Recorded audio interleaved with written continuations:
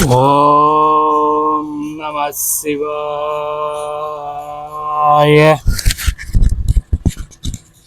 எல்லாம் இறை செயல். அன்பு முதலெழுத்து ஆரம்பம். உலகிற்கே முதலெழுத்தாம் ஆ.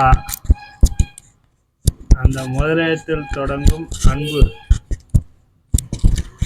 உண்மையாய் இருக்க வேண்டுகிறது. ஓம் நம சிவாய. ஒரு ஆசான் ஒரு மாணவனிடம் வைத்திருக்கும் அன்பு சுயநலமின்றி அனைத்து மாணாக்கர்களும் இவன் போல் வர வேண்டும் என்பது அன்பு.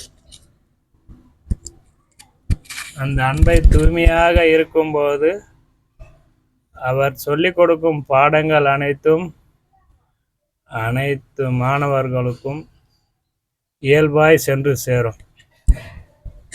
உதாரணத்திற்கு இயற்கை.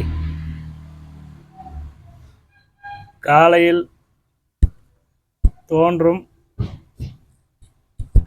சூரியனாகப்பட்டது யாருக்காகவும் எதற்காகவும் தன் இயல்பான செயலை மாற்றிக்கொள்வதில்லை. அனைத்து ஜீவராசிகளுக்கும் ஒரே அளவாக தன் பாதையில் பயணித்துக் கொண்டிருப்பதால் இன்றும் பிரகாசித்துக் கொண்டிருக்கிறான். நேரில் காணும் இயற்கையின் அழகு. அதுபோல நாம் செலுத்தக்கூடிய அன்பானது அனைத்திற்கும் ஒரே விதமாக இருக்க வேண்டும்.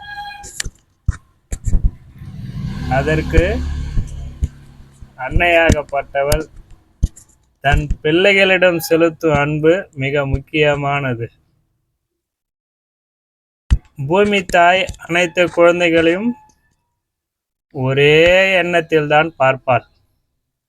நல்லவன் கெட்டவன், நல்லது தீயது, நன்மை தீமை எதையும் ஆராய மாட்டாள். அனைத்தும் என் பிள்ளைகள் என்று அரவணைத்துக் கொள்வாள். முதலும் அவள்தான், முடிவும் அவள் மடியில்தான். ஏனெனில் பூமி தாய்க்கு நாம் பிறந்த குழந்தைகளாய் அவள் நினைக்கிறாள்.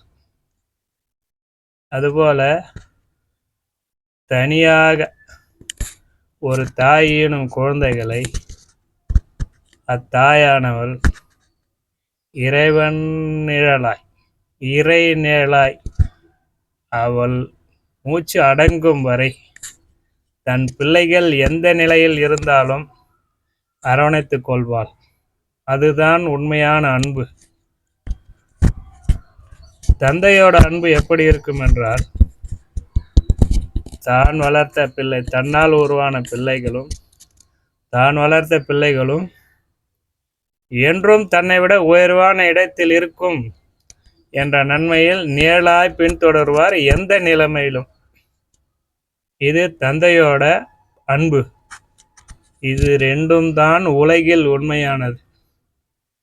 மற்றையாவும் இரண்டாம் கடவுளாகிய பணத்தின் தொடர்பால் ஒரு அன்புக்கள் அனைத்தும் காணல் நீர்தான்.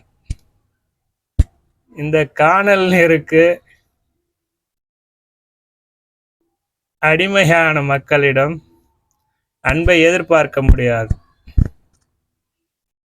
அந்த அன்பு ஒவ்வொரு இடத்திற்கு ஏற்றால்போல் தன்னை மாற்றிக்கொண்டு அன்பை பகிர்ந்தளிக்கும். இரண்டாம் கடவுளாகிய பணத்திற்காக இன்று உலகம் வாழ்வியலையும் மறந்து தன்னையும் உணர்ந்து ஓடிக்கொண்டு தன்னை அழித்து கொண்டிருக்கிறது. தேவைதான். மனதிற்கு உள்முகமான ஆன்மாவிற்கு தேவை என்று நினைக்கும் போது இரண்டாம் கடவுள் தேவையில்லை. அந்த இரண்டாம் கடவுளை அடைய நாம் பிரயத்திக்கும் அனைத்து விஷயங்களுக்கும் முழுமுதற் கடலான ஆன்மாவின் ஒளிவிடும் ஜீவ ஒளி ஆகிய இறைவனை நாம் பற்றும்போது நாம் நினைத்தது நினைக்காதது அனைத்தையும் தேவைக்கு அதிகமாக வேண்டாம் என்று சொல்லும் அளவு இறைவன் நமக்கு அளிப்பான்.